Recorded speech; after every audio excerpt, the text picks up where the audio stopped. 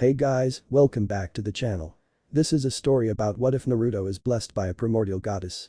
Before I start, please support for more amazing content and do consider subscribing to my channel and share this video with your friends. This is written by Kipplee, link in the description and support writer. Let's start the video. Chapter 1. They say that when you're about to die, your life flashes before your eyes. The good, the bad, the happy, the sad. Everything. Even if you didn't want to see it. Maybe it was because your brain wanted you to see everything again, to maybe give you some sort of comfort or closure.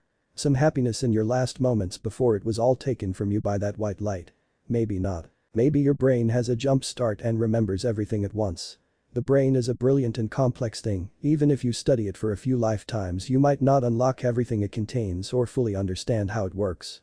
However, there really is no way of truly knowing whether or not your life flashes before your eyes, or if it's just the ramblings of some dying people. Despite all of this, different people experience different dying moments. Some want to pass without anything else, no white light, no memories.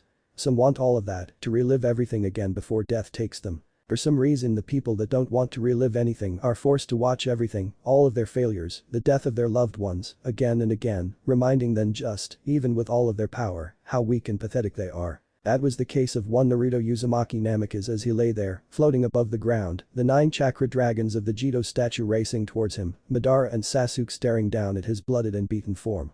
He lay there helpless. After all, what was the point in fighting to defend a world of ruins and bad memories?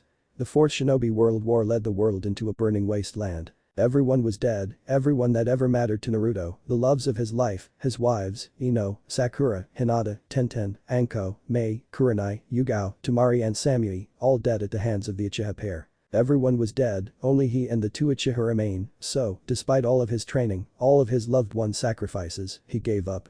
He allowed the 2 to take him with the words of, if you want to rule over the ashes of this accursed world, then be my guest. Send me to my death so that I can see them all again. He truly seemed defeated, and that brought great joy to both Madara and Sasuke. They had finally broken the unbreakable ninja, destroyed his will of fire and trod on the embers. He was nothing more than a husk. Or so they thought. It came as a great shock when, instead of Naruto being absorbed, the Genin statue had its mouth forcefully opened and the tailed beasts within ripped out of it and pulled towards the 18-year-old ninja as he withered on the floor. Despite Sasuke and Madara's best efforts to stop this from happening, all it rewarded them was with the same treatment as the 8-tailed beasts, a one-way ticket to the body of Naruto, where they and the rest were absorbed into his very being. Naruto laid there, staring up at the cave ceiling, his body glowed a bright silver light, the energy of the 9-tailed beasts and the 2 strongest Uchiha simply too much for his body to handle. In the death-like state he was in, he didn't notice his eyes change from their azure blue that his wives loved so much to the crimson red of the combined form of Sasuke and Madara's eternal Manjutsu Sharingan, nor did he notice the strange silver chakra that wrapped around his still form like a cloak. He closed his eyes, letting the salty tears flow. He started off at a small wheezing breath that turned into a light giggle, then into a slight chuckle, then into a series of laughs, and then finally a full-bellied laugh that echoed in what would have been his tomb. After a little while, his laughter died down, he opened his back to blue eyes. He saw a white light above him, warm and welcoming, pulling him towards it. I've finally done it, he whispered to himself. I have finally avenged you, my loves, I'll be back with you all soon, there is so much we need to talk about. He closed his eyes again as his body imploded, sending out a shock wave that ripped his world to shreds, along with a couple of the neighboring solar systems. All that was left were the drifting rocks of a destroyed planet. All caused by a stuck-up prick with a false grandeur of peace. However, among those drifting rocks was a small silver shell, no bigger than a house, that practically oozed power. And in that small shell, lay one young man that had gone through what most would in an entire lifetime. Inside the shell, untold amount of time later, when Naruto awoke, he was expecting to see his loved ones' smiling faces, or at least one of their faces, but instead all he saw was a grand white void that looked to go on forever. With a jolt, Naruto leaped up while reaching for a kunai to protect himself in case this was a trap set up by someone. However, when he reached down for his weapon he realized, with a start, that nothing was there, not even the pouch itself. Naruto narrowed his eyes as they unconsciously morphed into his newly acquired fully matured Sharingan, the red glowing and tome spinning ominously in his sockets. He took the time to look around properly, everything was white. There was no floor, no ceiling, no walls, just the endless void he found himself standing in. He suddenly spun around, his hand igniting in a show of sparks, lightning sprung to life in his palm, reminiscent to the signature Chidori of Sasuke Uchiha. His hand left a trail behind him as the lightning made contact with the palm of another, stopping his dead. He felt fingers curl around his wrist and lock him there, what a rookie mistake. he yelled at himself, infuriated with his blunder. No matter how much he tugged with all his strength, his arm wouldn't budge a single inch. Now, Naruto-kun. The voice was heavenly as it engulfed Naruto in a warm embrace. Despite his best efforts he could feel his body slouch and calm, his muscle uncoil. Is that how you treat the one that saved you? Naruto could tell without looking that whoever this unknown female was had a mighty pout on her face. After being with Ino for little over 5 years he could pick up on the little hints. Now she said, dragging Naruto out of his soft and loving remembrance, when I let go, you're not going to attack me, are you? Naruto could almost taste the amusement that leak off her words, and it pissed him off slightly, but he took a deep breath and nodded his confirmation. But she said with a giggle that sounded an awful lot like chimes and released him from her steel-like grasp. Naruto jumped forward to gain some distance and turned to look at the woman who not only able to sneak up behind him but also stopped his attack with little to no effort on her part. He, however, was not prepared for the vision of beauty before him. The woman had long silver hair that reached all the way down to her knees, enticing golden eyes that sparkled with mischief and amusement, a cute button nose, elegant silver eyebrows and a soft face. Her skin was a glowing pale white, the same white as his beloved Hinata's skin. She was garbed in a tight white battle kimono that hugged her form tightly and hinted at her DD-cup breasts, trimmed with gold that went down to her mid-thigh. A golden sash hung loosely to her waist and went down to her white knee-length boots. The woman brought a soft and delicate hand up to her mouth as her lips curled upward in a giggle. Her soft laughter breaking Naruto out of his staring. Oh my, she cooed, her eyes alight with laughter. Is Naruto-kun staring at my body? She fanned her face as it went a lovely shade of pink. She then took a pose that pushed her body out and overall increased her already godlike sexiness. Naruto could not help but be memorized. He did have a healthy appreciation for the female body, having been married to 10 women, all of which were some of the most beautiful he had ever met. Would Naruto-kun like to have a closer look, she said in a sultry tone that finally broke Naruto's iron will. He was sent flying back as his nose shot enough blood to send him flying. The last noise he heard was the heavenly giggle of the woman whose name he had still no god. Unknown location, unknown amount of time later. Naruto woke to the sound of soft humming, blinking the sleep out of his eyes. The first thing he noticed was that he was in a terribly soft bed. It was a hell of a lot softer than the bed in the master bedroom in the Namika's estate, which was quite a surprise, having thought there was nothing softer than that bed. God, he missed that bed. The second thing he noticed was the smell of something delicious as it took over his senses, making his mouth water. He stood out of the bed in a dead manner and followed his nose to the source of such a heavenly aroma. He didn't know how far he walked or what he walked past, but he didn't mind for some reason. He felt warm and safe. Just like how he did with his loved one, and it was a feeling he had missed for a long time. Morning, Naruto-kun called out that same voice from before, waking Naruto up completely. How was your sleep? Naruto looked around to see he was in a kitchen of some sort and the woman was sat at a table with 2 dishes of food in front of her and an empty seat across from where she was sat. I know you more than likely have a lot of questions, but they can wait until after breakfast. She waved her hand out in a welcoming manner, her smile still plastered firmly on her face. So please, sit, eat all that you need. She smiled warmly to Naruto, calming him again. Whatever it was about that smile just had this effect on him, and he wasn't sure whether or not he liked it. Deciding not to anger the powerful woman, Naruto did as he was told. He was almost ruled by powerful women his whole life. He had never fought a stronger foe than female fury. After a surprisingly comfortably silent breakfast, Naruto sat, staring at the still smiling female across from him as she waited for Naruto's onslaught of questions with eyes closed. Who are you? Naruto finally asked after a little bit on prolonged silence. Deciding not to beat around the bush, never was his style anyway. The woman let out a small chuckle. Straight to the point as always, she muttered to herself as she opened her eyes to look at Naruto dead in his own. I am everything there ever was or ever will be. I am omnipotent. I am life and death, sun and moon. I am Kami. She finished her dramatic speech before adding, but my friends call me Amiko with giggle. Naruto looked at the so-called Kami in front of him with wide disbelieving eyes. Are you okay? Did you hit your head as a child? He seemingly teleported to her side, which given his skills, was highly possible, and started to look her over with a worried eye. You can be Kami, he finally declared with a giant and proud smile, as if he had solved the greatest mystery ever. He however was sent flying back when Amiko was surrounded by a great golden glow that lashed out and struck the building around the pair. The hair shadowed her eyes as she spoke in a tone that made Naruto quake in his boots. Naruto-kun, that wasn't very nice. She slowly stalked forward to the shaking form of Naruto. Saying I have brain damage, she tutted disappointingly, shaking her head, sending her silver waterfall behind her swishing left and right. For someone who had 10 wives, I would have thought you'd know how to talk to women. She looked at him, her eyes glowing with power, more than Naruto had ever felt in his life. Despite was you may think I am Kami and I have come here to talk to you about a deal. She lowered her power output, allowing Naruto to move and breath normally again, and made her way back to her seat. Her eyes stared at Naruto expectantly and he was quick to bolt to his seat and listen to the woman. Even if she wasn't Kami, that power was insane. Amiko smiled and nodded approvingly as she opened her mouth to speak. Right before we get down to the deal, I have a news for you, both good and sadly bad. Which would you like first? She looked at his almost apologetically. He was going to find this hard to take. Amiko sighed when he shrugged his shoulders, not really caring too much. Well, let's start with the good news, yeah. She tried to give him a smile, but it seemed weaker than her normal warm and happy ones.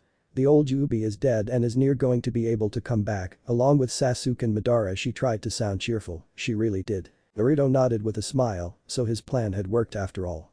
Now that was a relief, but he picked up on one word in that sentence that just screamed foreboding to him. Old, he thought to himself, what the hell does she mean by old? There was a feeling at the back of his head and at the pit of his stomach. Amiko took a deep breath as she closed her eyes, trying to find a way to word her next sentence, with sending the maelstrom off. I'm sure you picked up my wording of old, and I will tell you that it was not a slip of the tongue. She opened her eyes, took a look at Naruto once again. When you absorbed all of the tailed beasts into your body, they all formed into the Jubi inside of you and tried to overpower you and take body. Your willpower was stronger, however, and you ended up absorbing the 10 tails and anything else that was inside you at that moment. So, you are the new Jubi. She finished with an awkward laugh as she threw her hands up in the air, confetti falling down on the two. Congratulations, Amiko trailed off sadly. Naruto barred his head into his hands. The Jubi was a primordial beast, as strong as the gods and goddesses.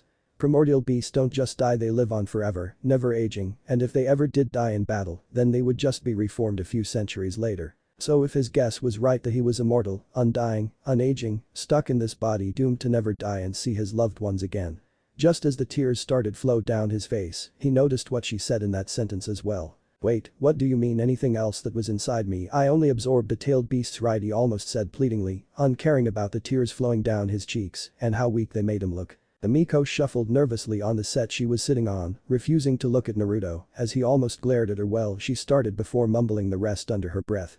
When Naruto's glare intensified, his eyes turning into the Sharingan of Madara and Sasuke, she spoke louder this time.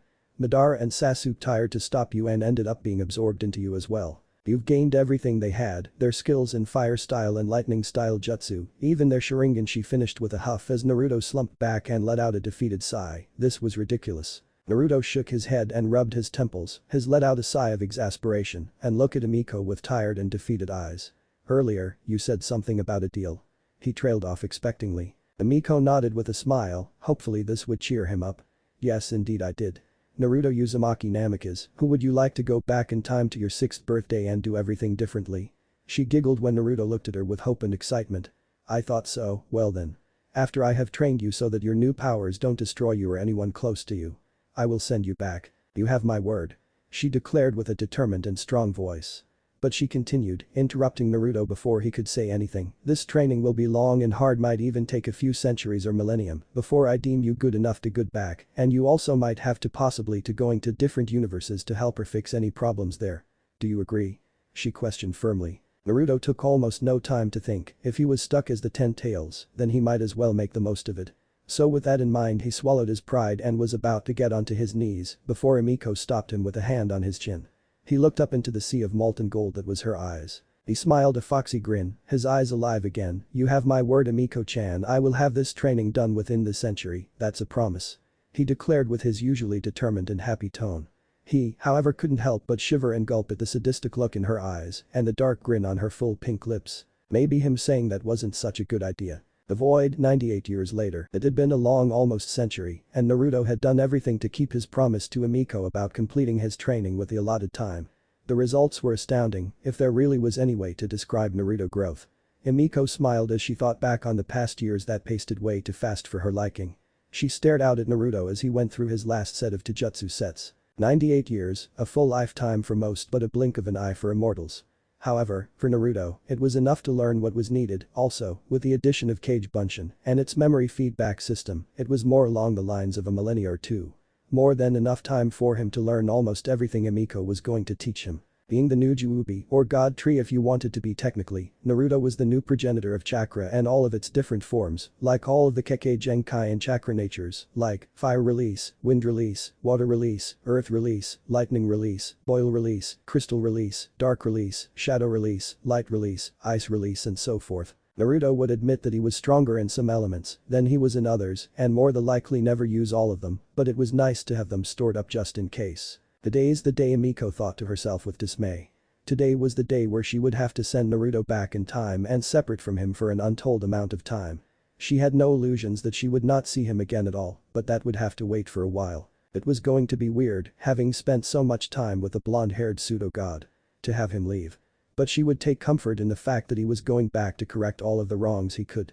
Still, having grown fond of the blonde, she was going to miss company immensely. She sighed, walking up to the blonde, taking the time to admire how much he had changed. He stood at his full-grown height of 6'3", a fact of which he was proud of considering he was always picked on for his height when he was younger. His long yellow and silver hair still spiked in every direction but went down to his jaw, reminiscent of his father's hairstyle. Azure blue eyes that sparkled like the ocean when he was happy but could become a deadly crimson red and black when enraged. It had taken a while, but Naruto was proud of owning and his mastery over the Sharingan and all of its abilities, having much more mastery over it than Sasuke and Madara ever would. Even the Kamui, which was a surprise seeing as neither of the Uchiha had that, but seeing as every Kekkei Genkai including the 3 legendary Taijutsu, Sharingan, Rinnegan and the Byakugan, it wasn't too far-fetched to imagine he would receive all of its powers. Naruto had once said the Kamui was his favorite Manjutsu Sharingan technique, followed by Susanoo, then the black flames of Amaterasu and finally Tsukiyomi. He would never learn Kodomatsukami, finding it disguising along with anyone that would use it. Amiko continued her ogling observing of Naruto as he took off his shirt to wipe his forehead. His tight and compact muscles twitching and flexing at even a slight movement. He put his black form-fitting shirt back on, secretly disappointing Amiko, and grabbed his cloak that he had made with his mastery over yin-yang release and creation of all things. He was dressed in his usual attire, which consisted of his usual Konoha forehead protector, a high collar and short-sleeved black cloak that had silvery flames licking the bottom, and the kanji of 10-tailed wolf sewn on his back in the same silver as the flames. His chest was protected by what looked like standard issue Anbu Black Ops armor, only a darker color, but was much stronger than anything they could ever produce. Amiko doubted that Naruto would ever be hurt by anything in his old world, but it always paid to be cautious and prepared. An orange sash was wrapped around his waist, going down to his knees. No matter what she said, he would always wear orange. It was the color of the gods. Literally. Halfway through their training, Amiko suggested that Naruto should learn how to use a sword or a weapon, similar just in case. So she called in a favor to one of her friends, and before long, Naruto was the proud owner of a pitch-black katana, with red rubies along its hilt and a chain coming out of the bottom, opening up a lot of different types of possibilities. Naruto had named it Zangetsu as soon as he first held it in his grasp, and to this day he could have sworn he felt the sword rumble and purr when he named it such. Said sword almost never left his side, and if it did, he could call it back to him or near him with just a thought. Amiko was still confused how that worked, but Naruto said he had to keep some secrets to draw on the ladies. She was undeniably pissed off at that, but decided not to kill him and instead beat the ever-living crap out of him in his next sparring session with her. Not that she could just push him around anymore, as he could give her a good run for her money nowadays, but it felt good to beat the hell out of him when he was still a weak baby primordial. If there ever is such a thing. Anyway, finishing off his look with some black Anbu Black Ops pants with a silver strip down the left side, some steel-toed boots and black fingerless gloves that went up to his elbows with metal plates on the back, seals for all of his necessary equipment on the back of his hand. He never knew why he refused Fuinjutsu training from Pervy Sage, it was such a useful skill to have. And because of his Uzumaki blood, he was able to understand and replicate seals at a much faster rate than most shinobi could ever dream. Amiko swallowed her sadness with a dry throat and put up a smile. She knew he would tell it was fake as soon as he saw it, but she had to try and at least seem happy. She walked over to Naruto with the grace of a dancer, as Naruto had once said, and stopped not too far from him, her arms crossed under her bust automatically. Naruto sighed, having detected Amiko as she got close along with her sadness. Well, he was excited about the fact that today was the day he was going to back and change everything and see his beloved wives again. He was also upset about leaving Amiko. However, it wasn't like he wasn't going to see her ever again, so that stopped his sadness from going too far. He walked up to the silent goddess and wrapped his arms around her waist, to which she just rested her head on his chest without saying a word. After a few moments of silence, Naruto spoke. Now, he said to her, just like she said to him all those years ago. This is no time for tears. He grasped at her cheek and tilted her head up so his blue eyes could meet her golden orbs, whipping her tears with his thumb as he held her face between his hands. Naruto rested his forehead against hers, feeling the warmth through the metal between them. This isn't goodbye, more of I'll see you later, he whispered to her, his hot breath washing over her face. Naruto took a step back, flashing her his foxy grin and a cheeky salute. His eyes shone with affection and with a nod, he vanished in a flash of light, back to his past to hopefully better everyone's future. Amiko whipped her eyes with a small laugh. Naruto would always be Naruto, and that entailed making all of his friends feel better. He just wouldn't be Naruto Uzumaki Namikaze as he didn't. Still, Amiko thought to herself with a shake of her head. I'm gonna miss that blonde baka, and with that she teleported away to where she was meant to be. Dear God, the paperwork that had no doubt piled up over the years were going to kill her. So the two left, the strange white shell still floating to destinations unknown in the vast darkness that is space. Not like that would have any repercussions, right? Hanahagakur no Sato, year 156 AGF, after the great founding. Naruto's eyes snapped open as he jolted up with a start. He looked around with analytical eyes and took everything in, the lumpy bed, the dirty walls, messy floor and the Raymond poster above his head. He breathing grew shaky as he looked out of the window to his left above his bed, and what he saw made his eyes water with joy. The village, his home in one piece. People went about their business while greeting the others as they passed. Everything seemed so peaceful, such a vast contrast to the burning crater full of bodies of the villagers and shinobi when he had last seen it. Naruto fell back against his pillow with a happy and cheerful smile. I had worked. He really was back. He would change everything and make sure that this time his world would not fall into such disarray as his last one. He could finally see his Heims again. Wait, Naruto thought as he sat up stiffly. They don't love me yet, and the village hates me again. He hung his head, his eyes shadowed by his usual spiky golden mess of hair. And I'm 6 years old again. I'm going to have to train my body to the extreme to get back to where I was before. He clenched his hand and unclenched it rhythmically. Well, at least I still have all of my chakra and 10 tails yokai, along with everything I have learned, so that's a bonus. His head raised slowly, his normally blue eyes glowing red underneath his blonde bags as they spun hypothetically, a foxy grin on his lips. Naruto Uzumaki Namikaze, the 10-tailed wolf and Rakudami Hokage was back and ready to smash everything Madara had set up and plane to pieces. But first, he had to gain the respect of his village again. How hard could that be? Chapter 2, Hanahagakur no Sato, year 156 AGF, after the great founding. Naruto's eyes snapped open as he jolted up with a start. He looked around with analytical eyes and took everything in, the lumpy bed, the dirty walls, messy floor and the Raymond poster above his head.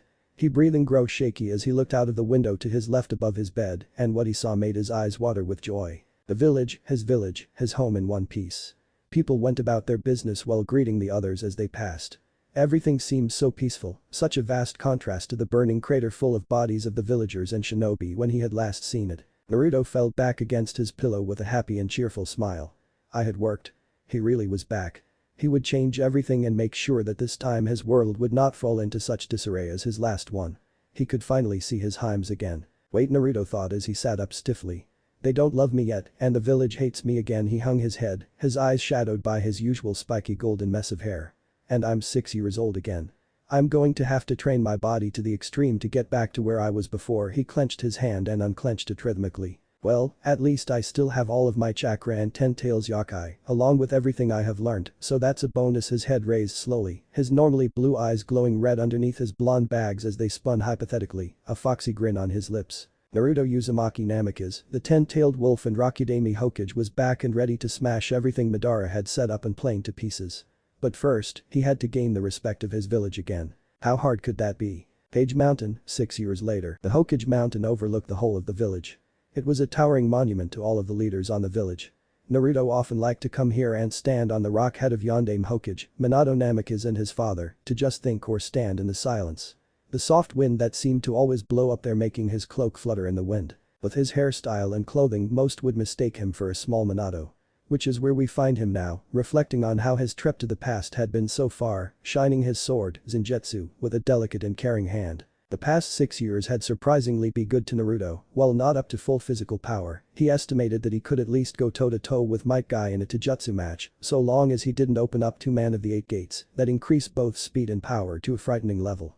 There was no real way of knowing with actually trying, something Naruto was actually giddy about. The main cause of his growth was because of weight, gravity and resistance seals he had placed on his limbs and back, along with his incredible recovery rate, allowing him to just train for hours on end. He was also able to adapt his body to handle at least 6 tails, unless he went into his Juubi form, where he could use all 10, which was a giant silver wolf, but was too big to be practical in most situations. His yokai shrouded form looked a lot like when he went Kyuubi's chakra mode, but was colored silver and looked overall more wolf-like than anything else. On a side note, 6 tails of his yokai was the equivalent to 27 tails of power from Kurama, the Kyuubi. Speaking of the 9-tailed fox, when Naruto went into his mindscape he found, to his surprise and sadness, that the great fox demon was not there.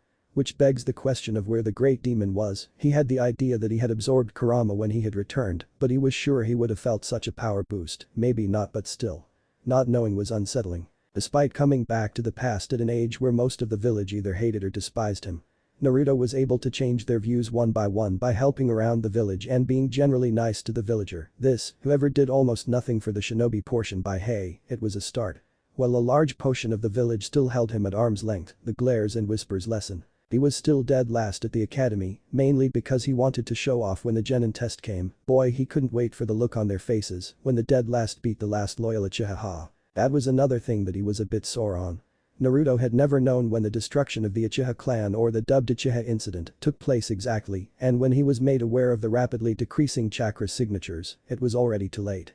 To this day.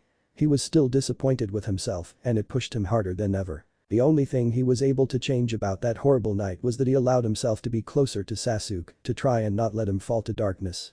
Not matter how much he wanted to hate the Uchiha that had killed many of his wives in his past life, he had yet to actually do anything bad in this timeline. If he did hate him, then he would be no better than the villagers that hated him when he was a child.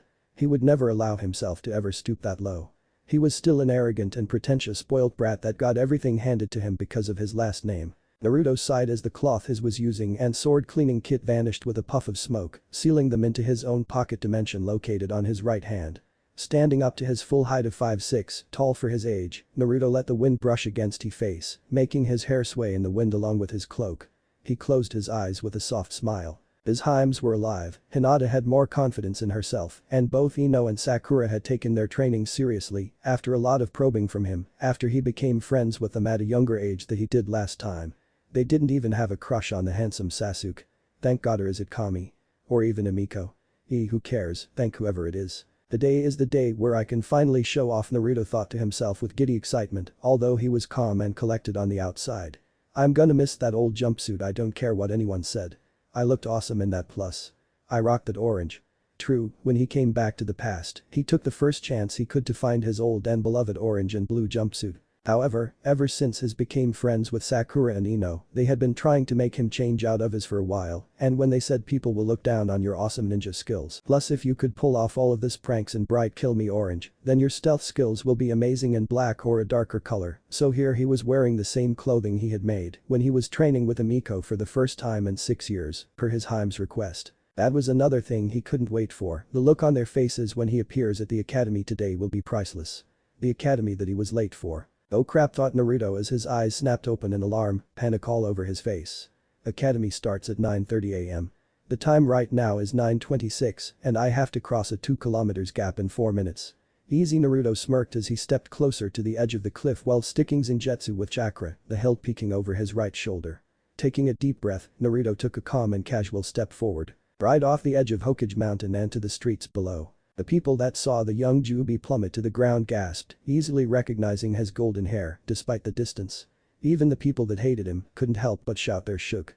Well, they may resent him or the monster they think he still contains, they never wanted the boy to kill himself. Mothers wrapped their children in a hug, telling them to look away, while most just watched in horror as the village ball of sunshine seemingly gave into the pressure. Naruto fell with his arms and legs spread, slowing his descent with a foxy grin on his face. He narrowed his eyes playfully as he put his arms to his sides and angled himself downward, shooting down like a rocket. He became nothing but a blur to the onlooking villagers, making their eyes wide with wonder and confusion. Just as he was about to crash into the ground and make the village square a bloody mess, he flipped in midair. Slowing his fall as he landed on his feet with a not a sound, kicking up dust and dirt with his knees bent and head downward, hair covering his eyes. The square was silent as the men and women looked at him with shook. The children, however, almost yelled out in awe and wonder at the super cool ninja stuff, completely amazed at Naruto's seemingly death-defying move that most full-grown shinobi wouldn't dare try. Naruto raised his head, showing his eyes practically glowing with amusement and challenge, his leg muscles coiled like a spring. He chuckled at the look sent his way by the nearby villagers, having a small flashback of his life before this one and the looks kids would send him then. He shot forward at high jounin level speeds, becoming a blur of black, silver and orange to even most jounin, but vanishing from sight for anyone below. The villagers didn't know what happened. One moment they were looking at a crouched new and improved Naruto, then suddenly, he disappeared. There was a gust of wind that passed them, almost knocking them off their feet. Laughter dancing on the wind that passed them. Naruto took to the roofs, hopping from building to building, his black and silver cloak billowing behind him. He grabbed a low-hanging metal bar and swung himself up higher, sticking his feet to a nearby wall, the academy in sight. He couched down low, preparing for a mighty leap. He flung himself high into the air, aiming for a conveniently open window. Naruto plunged forward, taking a dive down for his goal. Just as Naruto passed the threshold, he curled himself into a ball and rolled of a few seconds before standing to his full height, showing his new look off.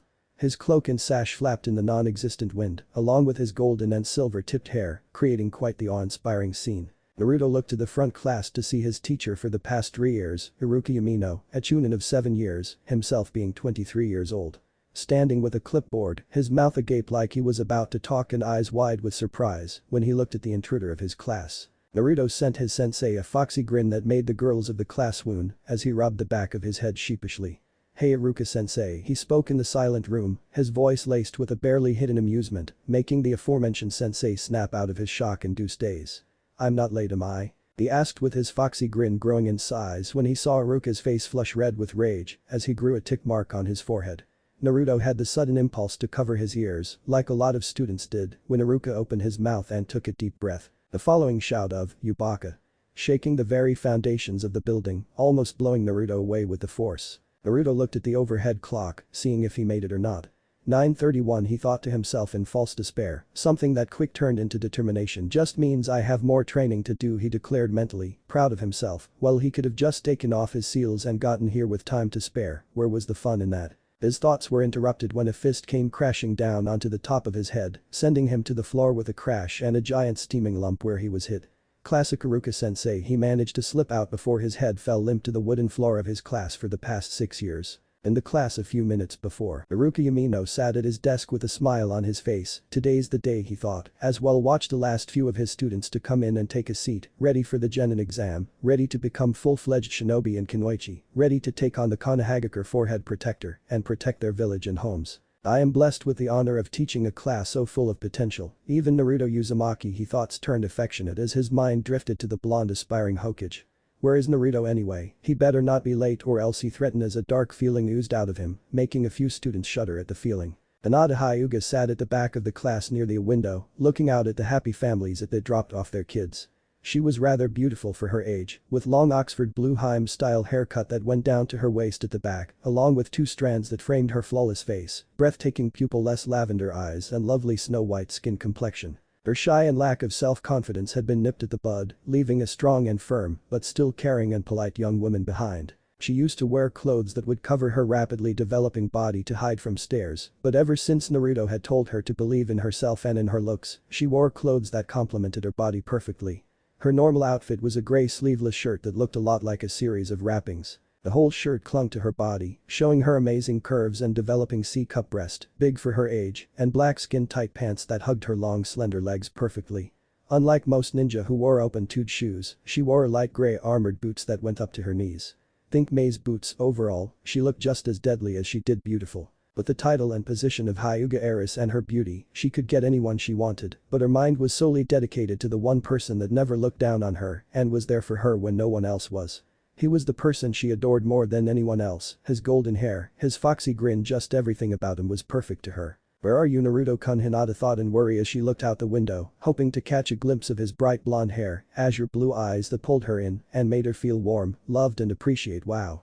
She has it bad. She wasn't the only one that had it bad for the blonde primordial though, because 2 of her classmates and best female friends felt more or less the same as she did when it came to the devilishly handsome future Hokage. The 2 young girls, one with platinum blonde hair Ino and the other pink Sakura, burst through the door loudly, attracting the attention of everyone in the room. They dropped to the ground with a startled cry. They jumped up, both looking at the other triumphantly. After Sakura got over her insecurity about her forehead with the help of Naruto, she grew into a truly breathtaking young woman with long pink waist-length hair that went over her right eye, though the left one was left out showing a lovely emerald green. Her hair was braided around the back from temple to temple, long bags framing her pretty face with a cute button nose, full eyelashes and pink lips, her skin a lovely creamy color. Her attire was of strange style that she personally wanted. She had a fishnet shirt that, just like Hinata, stopped just above her navel and went to her elbows along with a red top above her fishnet armor that went around her left shoulder.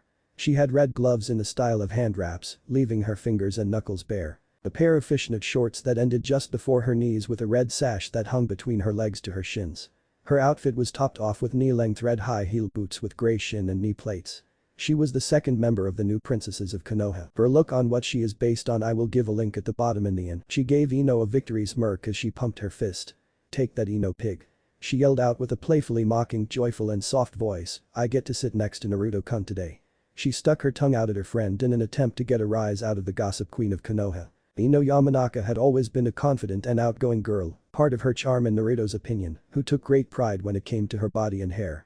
With long platinum blonde locks worn in a ponytail that went down to her knees, along with a large chin-length bag that had a tendency to cover her right eye and a purple clip on the left of her head, keeping most of the bags out of her face. Peach and cream fair skin, light mint green eyes are her most alluring features. Just like Sakura, her clothing wasn't the most normally seen style, but they suited her perfectly, in her friends', Naruto's and her own opinion.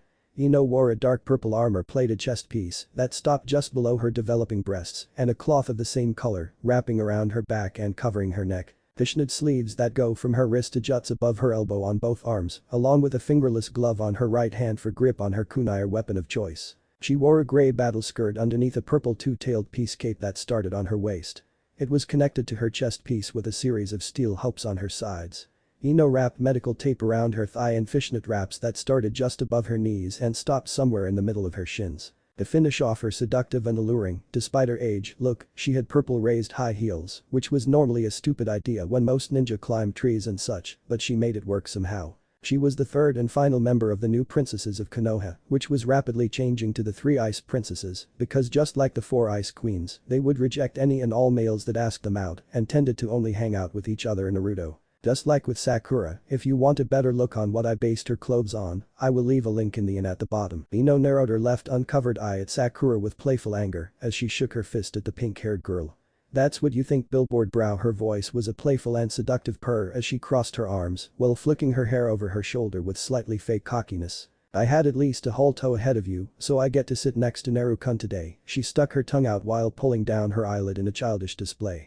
Both ignored the numerous date requests sent their way by the male student body as they bickered between each other. Deciding that they had bickered enough, Hinata, the head princess of the 3, spoke up. "Ino-chan, Sakura-chan," everyone stopped talking as the soft but strong voice of the Hyuga princess spoke up without looking at them. "Naruto-kun isn't even here yet. Just sit down before Iruka-sensei yells at you." She spoke with a soft smile that caused many of the guys to gain hearts for eyes and blushes on their faces. Ino and Sakura both looked around the room for the flash of gold and orange that was Naruto Uzumaki. They were, however, disappointed when it failed to appear. "Is Naruto-kun late?" Sakura thought out loud in worry as she and Ino made their way up the stairs to Hinata. Ino crossed her arms as she walked beside Sakura. "That baka better not be." She huffed while turning her head to the side. "He said that he's gonna stop holding back today and show everyone who exactly helped us train to become the strongest females of our year." His anger at the blonde quickly melted into excitement at the aspect of hopefully seeing Naruto actually get serious. Both her and Sakura sighed dreamily when they thought about the amazing blonde that showed them the value of training and not dieting, and the result clearly showed with their toned stomach and arms. To their parents, they looked like full-fledged kunoichi without the headband. Even Hinata's dad couldn't help but admit that she was worthy of the title of the Hyuga clan heiress. One of the more braver fanboys with brown hair, dark slitted eyes, red fang marks, a gray hoodie and brown pants, along with an average face and white puppy sat on his head, stood up, having enough of their talk about Naruto. "Why do you even care about the dead last anyway? There are so many other boys who actually deserve to have your attention." He thumbed his chest with a cocky and arrogant smile, completely oblivious to the dark and threatening aura that surrounded the 3 girls that hurt him. "Like me, I'm much better than that lose." He yelped out in pain as he was sent flying into a wall by female fury, making spider web cracks where he impacted across the room by a wicked left hook from a furious Sakura, who stood there covered in a shroud of fire and flames for eyes, Ino next to her in the same shape as Sakura. Sakura narrowed her eyes at the dazed boy as he slowly gathered himself. "How dare you?" she growled out with gritted teeth, her eyes alight with flames of anger. "Naruto-kun is not a dead last." She humped with annoyance as she crossed her arms in front of her and jerked her head to the side in disgust, sending her pink waterfall of her whirling around. Making her way up the stairs in silence as Ino glared at the down boy with rage. She was just about to turn away, but not before getting in her own little word in. And besides, she turned her back to Kiba as if washing her hand of him. She looked back at him with a condescending smile. Naruto-kun is so much better than a lousy mutt like you, Kiba. He could beat you and anyone in here any day of the week. Remember that, she snapped warningly as she too walked up to sit next to Sakura, who had placed herself next to Hinata at the top. Ino sat down with a huff next to her childhood friend. Can you believe the team? She almost yelled out while cracking her knuckles menacingly to her friends who giggled at her actions. Calm down, Ino-chan, giggled Hinata as she covered her mouth with her hand like Noble would, looking at her fuming friend. Naruto-kun will be flattered that you think so highly of him, though she took on a mock-thinking pose with her finger on her chin as she tapped rhythmically. She looked at Sakura, seemingly ignoring Ino's rosy face, but both she and Sakura could see the mirth in Hinata's whitey lavender eyes. Should we tell him, Sakura-chan? He would be so happy to know his Inoheim defended him. She leaned into the pink-haired girl as she struggling to keep her laughter in and whispered loud enough for the now scarlet Ino to hear. Maybe he will give her a big kiss, like a prince would a princess. She and Sakura broke out into loud laughter as steam poured out of Ino's ears, images of hot kissing action filling her head, blood trickling out her nose. All noise was stopped as a black and silver blur shot through the open window and came to a stop at the front of the class. Iruka was quick to stand up and grab a kunai, ready to defend the class or hold off an enemy. Almost everyone gasped when they noticed the signature gold and silver hair of one Naruto Uzumaki, in the style of the Namikaze Hokage. Naruto stood to his true height of 5'6", his hair in new black with silver flames cloak, reminiscent of the fourth Hokage's, swayed softly in the non-existent wind. Iruka put away his kunai but held onto his clipboard, having been getting ready to call the register. He, however, could keep his jaw open or his eyes normal when he figured out who it was and who he looked like. Hey Iruka-sensei, his voice was more mature and charming, its childlike allure gone.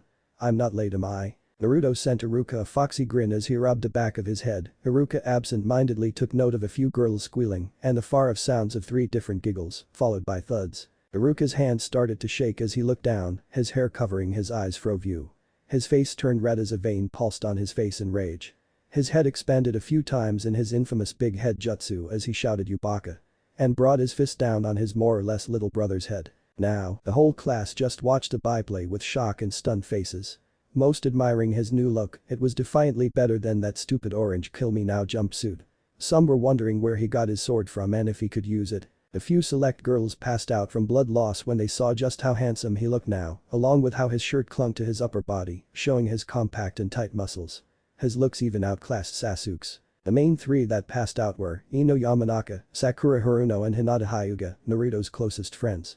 Each with their own little perverse thoughts at seeing Naruto's transformation. Naruto laughed when he saw them laid out on the floor, with blood running down their noses and happy smiles on their faces, letting out an occasional perverted giggle. Just like he thought they would react because all his Heims had reacted the same way in his past life, it was always comforting to have this effect on his Heims. It told him that they were at least attracted to him physically. Naruto walked up the stairs towards the 3, passing the glaring Sasuke, and sent him a glare back. Hey dead last, called out the arrogant voice of Kiba Inuzuka, wanting to gain some of the pride he had lost from the brutal punch Sakura had dealt him earlier. Just because you look like a shinobi now doesn't mean you are one. He crossed his arms while sending Naruto a fanged grin, his elongated fangs appearing over his bottom lip, waiting for the response he knew was coming from the easily tempered Naruto. Kiba was surprised, as was most of the class, when the blonde Yuubi chuckled merrily at the Inuzuka clan hair. No it doesn't, but power and skill does. He sent Kiba a foxy grin of his own, as his eyes shone with amusement, both of which I have in spades. This sword earned for show, you know. He laughed at the stunned looks that were sent his way by everyone bar Hinata, as Ino and Sakura were still a bit out of it. The Hyuga princess sent him a warm and happy smile, one he returned to her, making pretty pink appear on her moon-white skin. Naruto sat down next to a sleeping student. Shikamaru Nara clarified Naruto as he looked at one of his closet male friends, right after Rock Lee and right before, believe it or not, Neji Hyuga after he was able to get him out of his fate and destiny crap. Ino and Sakura snapped out of their own little world as Naruto sat down and started to listen to Iruka as he called out names from his broad. Naruto had told them that he was getting a wardrobe change finally, but kept it a secret from them as a surprise. All 3 of the ice princesses would agree that it was well worth the wait, mainly because of the way it would cling to his muscular torso, and hinted at his godly and drool-worthy, for his age, physique. Wow, breathed Ino as she looked at the back of Naruto's head. What an improvement, she whispered to an equally stunned Sakura, both missing Naruto's shoulders shake with suppressed laughter. Hinata, however, didn't, as she too had to cover her mouth and turn her head to the side to hide her amusement. Sakura nodded in agreement, also staring at Naruto's golden locks. Yeah, Naruto-kun looks so handsome now, much better than his stupid orange jumpsuit. Naruto's shoulders suddenly stopped shaking as Hinata and Ino looked at Sakura with shock and horror. Naruto slowly raised from his seat and turned to look at the wide-eyed Sakura, his face blank. "How dare you," he whispered in a quiet voice that made most near him shiver. "Insult the godly color of orange." Naruto leaned over so he was almost face to face with the sweating form of Sakura, but she sat there unmoving while looking Naruto in the eye with a firm resolve, strong in her opinion. Both stared at the other in a tense silence. Suddenly, Naruto broke out in a happy smile, making everyone breathe a sigh of relief as the feeling in the air was lifted. "It's nice to hear that I look handsome to you though," he whispered to her, his hot breath brushing across her face, making her blush a lovely shade of red. Naruto chuckled at the look on her face, taking great joy in his effect on her. Just as he was about to sit back down, the person in front of him stood up, telling a story to his friends, knocking into Naruto. Time froze when Naruto realized what was happening, and there was nothing that he could really do to stop the motion without grabbing a handful of Sakura's body. She seemed to realize this too as her eyes widened with a multitude of emotions. Ino and Hinata watched as Naruto slowly fell towards the frozen-in-place Sakura. Ino's eyes narrowed at the hidden look of happiness on Sakura's face. Hinata just shook her head with a soft smile. This all seemed terribly set up to her. Almost like there was someone setting these things up. Sakura couldn't help but look into Naruto's eyes at his face closed the distance. "Move," she yelled to herself, willing her body to follow her orders. "You want this, don't kid yourself," she heard her inner voice, "but Naruto-kun will think that this was only an accident and brush it off. I wanted to give it to him on a date or something. Not like this." She mentally panicked as the space between Naruto and herself decreased down to mere inches. "Too late," replied inner Sakura in a sing-song voice as Naruto connected with Sakura. Right on the lips. Both Naruto and Sakura froze up as the class watched on in shook and horror as the dead last locked lips with the pink princess of the ice princesses. Sakura's mind shut down as Naruto natural musk and unique scent of forest pine and mint flooded her body, his soft but firm lips covering her own. Her eyes slowly closed on their own accord as she unconsciously leaned into the kiss, burying her hands in his surprisingly soft gold and silver locks, deepening the unintentional embrace of lips. Naruto moaned out in surprise as a pair of arms dragged his head down into the kiss. He didn't fight as their lips moved in perfect sync. The smell of Sakura's cherry, just like her namesake, shampoo filled Naruto's nose. He ran his hands through her long, silky and soft hair, hearing her moan out at the affectionate act. The sweet taste of honey and strawberries, one of her favorite treats, assaulted Naruto's senses, threatening to overwhelm him. He loved to feel her soft skin in his hands again, greatly missing it for the past over 100 since she was taken from him. Kami, how he missed this. Before they could get any further lost in each other, a nearby cough made them break apart with a speed that would have made the fourth Hokage's famous Hiraishin jealous, something Naruto could attest to. A red-faced Sakura and a slightly pink Naruto refused to look at the other as they found the origin of the cough was from one red-faced Iruka Yamino. "Now that you two are no longer lost in the other, shall we continue?" Iruka questioned in annoyance without making eye contact with the two, deeply embarrassed by witnessing their shockingly hot and steamy kiss for their age. Ino ignored Iruka as she glared at a volcano-red Sakura who tried to sinking into her chair to avoid the look's other seething jealousy and rage. Hinata just shook her head in exasperation while thinking about the fact she had to talk to both Ino and Sakura about a law she had found for clans with one remaining member. What joy that would be, especially if they felt the same way as she did about the blonde baka. Iruka coughed again to compose himself before speaking to the entire class. "Today marks the day where you could take on the Konoha forehead protector and become shinobi. I have the utmost confidence that most, if not all of you will pass the test and become genin. Whatever the outcome, I just want you to know that it has been a pleasure to teach each and every one of you." The whole class listened with rapt attention, quite the contrast to how they would normally respond to one of his lectures. "Now," he said as he walked towards the door and held it open. "The first portion of the exam is Taijutsu, follow me to the field." Mizuki is already out there waiting. The class were quick to fall in after their sensei, blood pumping and ready for anything. Training ground behind the academy. The class walked to the back of the academy talking among one another excitedly, the intimate moment shared between Sakura and Naruto, all but forgotten by most of the students. Except a select few. Ino walked close to Sakura, firing a multitude of questions like how did it feel? And what did it taste like? Even the will he do that to me if it asked? At such a rapid rate it was hard to answer before the next one came. Hinata, who was walking with the pair while looking at the back of Naruto as he walked and talked with Shikamaru and Choji, his best friends, just shook her head at the pair. Soon, Iruka came to a stop and turned to face the class, promoting them to do the same. The class soon crowed around their sensei for the last 3 years, all of them taking notice of the other figure that walked up to stand next to Iruka. Naruto narrowed his eyes as his right hand twitched so slightly that even a Sharingan would have trouble picking up the movement. Mizuki, he growled in his mind as the silver-haired shinobi came to a stop while flashing the class a warm and friendly smile, but Naruto could see the sick gleam in his eyes, especially when they locked gazes. No matter what Naruto did, Mizuki was always against him for what he used to hold in his gut. He was one of the more vocal fox demon brat haters, no matter what he tried. "Alright," called out Iruka, gathering the attention of his chatting students. "As you all know, today is the day of the Genin exams. The first test is a Taijutsu test, as I said in the classroom. In this test you will have to go up against Mizuki-senpai," he indicated to the silver-haired man beside him, who waved at the class. "And last for a minimum of 3 minutes. We will be judging you on your stance and any opening you may have." He looked down to the clipboard in his hand before clearing his throat and looking back up at his excited class. "We will be starting in alphabetical order, so with that said let's start with Abiram, Shino." The brown spiky-haired boy walked forward from the back. He was wearing a beige coat with pockets that he liked to rest his hands in almost all the time, and black glasses covering his eyes, normally emotionless eyes. Gray pants and black shinobi sandals. A student body parted like the Red Sea as the class creep walked to the ring. Naruto gave the Abiram clan hair a pat on the shoulder as he passed him, giving his silent support to his friend. Shino looked at Naruto out of the corner of his eyes and gave him a nod of thanks. Naruto chuckled as he retreated back to stand by Shikamaru's side, nudging the lazy boy every now and then to keep his friend awake. He sat back to observe the oncoming matches with a keen eye. "I wonder if Sakura, Ino and Hinata are gonna beat the crap out of Mizuki team," he thought eagerly as he pictured the broken and beaten form of the blinded by hate Chunin. "Whatever happens," he thought as Shino landed a solid kick into side of Mizuki, sending the man stumbling before he corrected himself.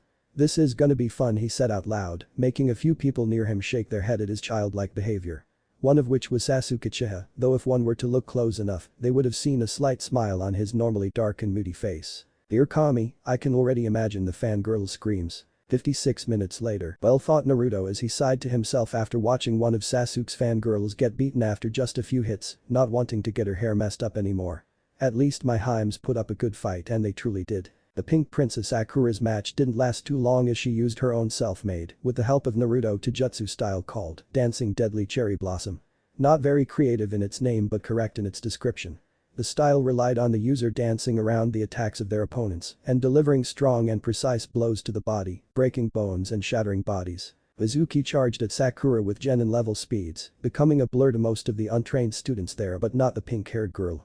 All she did was cock her fist while unconsciously channeling chakra into her fist, like she had to do to make Naruto feel anything at all. She dodged the strike to her face by twisting her head to the side and slammed her fist into the stomach of the off-balanced Mizuki, making him spit up blood and saliva while flying to the far wall, cracking the solid concrete of the building. So a shocked Iruka called match and a medic as Sakura walked toward a cheering Naruto and Ino, while Hinata just clapped in happily with a smile on her face because of her friend's victory. She walked up to Naruto with looking in his eyes, playing with the dirt on the ground, timidly asking whether or not she did good. Naruto just smiled his foxy smile and wrapped her up in a warm hug, whispering a loving congratulations in her ear. Sakura, despite being a lovely shade of red in the face, just placed her head on his chest as flashes of what occurred between them earlier in the classroom filled her mind. Ino just glared at the pair in jealousy and she clenched and unclenched her hand, trying to calm herself. Hinata just patted the girl's shoulder, making Ino release a sigh of defeat. Next was the Hyuga princess. Hinata made good use of her clan Taijutsu style, Gentle Fist, a style that makes use of the user's chakra by forcing it into their opponent's chakra pathways, targeting one or two of their tenketsu points with a series of blows, inflicting extreme internal damage to the body and potentially destroying the nearby organs, all done with only a single tap of a user's finger. Quite the formidable and deadly style of Taijutsu, gives meaning to the saying fighting Hyuga hand to hand is just a death wish, something that's made most of the Hyuga clan quite arrogant, thinking they were unbeatable. Hinata's fight only lasted 1 minute 30 seconds because Hinata closed a few tenketsu points in both Mizuki's arms and legs, rendering him a motionless sack of potatoes on the floor. Hinata had walked away from that fight with her head held high and a smile on her lips as Mizuki laid groaning and moaning on the floor. Naruto made sure to give her an extra big hug for that, something she was vocally happy about. The last one remaining to fight was Ino, because her name started with a Y, meaning she would be one of the last to step up. Naruto was broken out of his thoughts when the voice of Iruka called out next up, Uchiha. Sasuke and had to cover his ears as squeals and giggles assaulted his hyper-powered senses. He huffed as Sakura giggled by his side at his misfortune. The last loyal Uchiha brushed off the screams of affection and requests of dates as he walked up with his hands in his pockets and a scowl on his face. He stopped just opposite to the grinning Mizuki. His stance soon shifted into the classic interceptor fist style of the Uchiha clan that relies on predicting the enemy's movements and countering them. The style could only be used to its full potential when used in conjunction with the Uchiha bloodline, the Sharingan. Something Sasuke was not in possession of yet. The two looked at each other, studying their opponent's form. Sasuke noticed a series of obvious openings in Mizuki's stance, probably to give students a chance, but they're far too many to actually seem to present any type of challenge whatsoever. Mizuki struck first, like he did with every student so far, running up to Sasuke with his Genin speed. Sasuke tensed his muscles, ready to act as soon as Mizuki was close enough. Time ticked as Mizuki approached the still Sasuke, just as the silver-head Chunin was about to lash out with a right hook. The dark-haired Uchiha stuck out his foot, tripping the charging sensei like an adult would a child.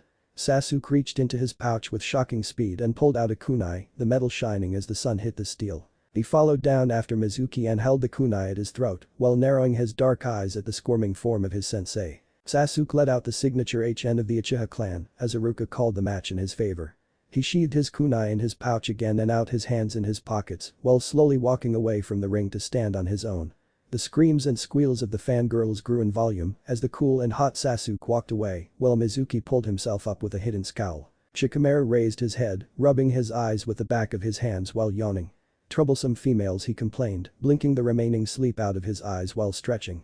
He suddenly froze as a frightening feeling washed all over him, his head slowly to look over his shoulder with a squeak. His face broke out in a nervous sweat as the darkly grinning forms of Ino and Sakura stood above him, both having that look in the eye while cracking their knuckles menacingly. "Wait a minute," he threw his hands up to hopefully defuse the situation. "I'm saying that fangirls are troublesome, not all girl. Even if they are." He bit back the wince at his poor choice of words and the sound of grinding teeth. Well, that's not what I meant. You see." Shikamaru's eyes darted all over the place to try and see any way out of his tense predicament. His eyes soon locked with the positively glowing blue of Naruto's as he looked at him in amusement. "Naruto." He yelled out in mock friendliness as he let out a nervous chuckle, while the two continued to stalk towards the lazy Nara while he called out to one of his childhood friends as he knew Choji was going to next to no help here. Said friend was just sat there happily munching on his bag of chips. "Naruto, you gotta help me, man. Get your crazy chicks in line or something, man." He could see the look of laughter die in Naruto's eyes and all that remained was fear and pity. Naruto shook his head in despair as he looked at Shikamaru in pity. He slowly raised his hand to the shaking Nara. He showed 3 fingers to the lazy shinobi in training that makes 3 shika. "I'm afraid I can't do anything for you now. You have been a good friend and it has been a pleasure knowing you." He and Choji closed their eyes and put their hand over their heart in a mock sort of send-off for a dead comrade.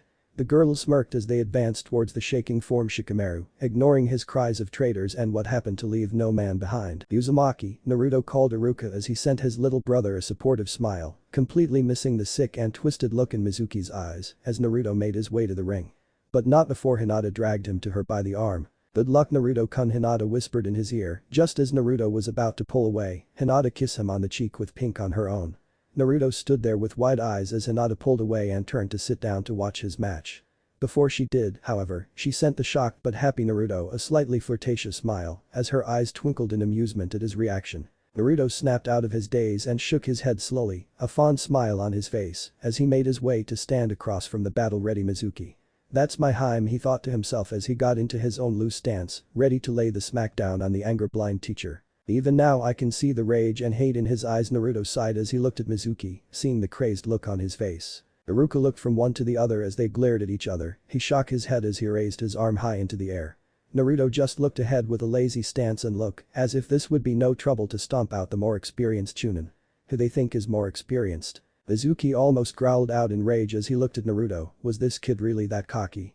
Just because he was the Kyuubi reincarnated doesn't mean he was strong enough to not take him seriously. He would beat that brat into submission and show him who was boss. Mizuki's mind was so diluted that it actually seemed plausible to him, just like the idea of Naruto actually being the Kyuubi. Iruka brought his hand down, calling the beginning of the match. "You may start," he sent Naruto a nod of good luck, something the blonde boy smiled his thanks to. Mizuki wasted no time in rushing at the bored-looking boy at high Genin to low Chunin speeds, making him seemingly disappear to most of the class. Only the heiresses, Iruka and of course Naruto could keep up. Naruto just looked at the rapidly PFFT yeah right approaching Mizuki. Naruto could see the dark and slightly insane look in his eyes. He shook his head in defeat. There really was no changing people like this. Too blind in their hate to really see what was right in front of them. The amused Naruto as he dodged Mizuki's sloppy rage-filled strike and grabbed his wrist in a steel-like grip, feeling the bones in his grasp groan, just like the person they were in. Those type of people are the most fun to prank. He gave the arm in his hold a vicious tug and let go, making his silver-haired Chunin stumble forwards. Right into Naruto's brutal spinning heel kick, the force shattering Mizuki's jaw into hundreds of bone fragments. His neck snapped to the side and his body soon followed afterwards, sending him flying back at a startling speed, faster than when he rushed at Naruto. The crowd didn't know what happened. One moment Mizuki was rushing Naruto, then the next he was fly the opposite direction, as Naruto stood in the same place only with his right leg raised as if he get kicked something.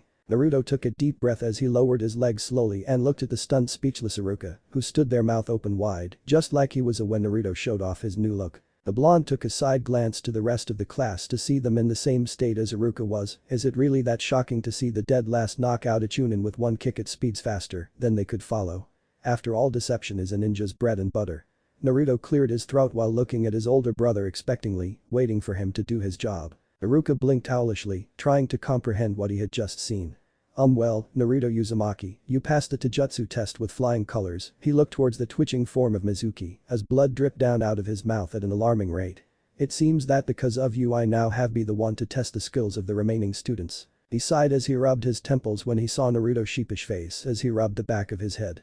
Just go sit back down. Iruka sighed again as he looked at who was next on his board, absent-mindedly taking note of Ino as she rushed Naruto to hug the boy.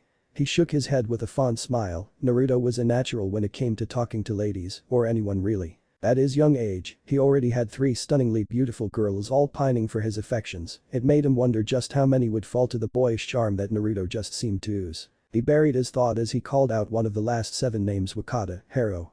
You're up next. Whatever happens with Naruto, he was grateful, no blessed was the right word, that the Hokage convinced him to become the teacher to Naruto.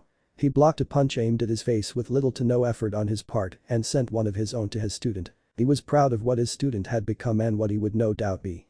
He saw the way the villagers looked at him nowadays and it brought him great joy to see their hate turn to acceptance one face at a time.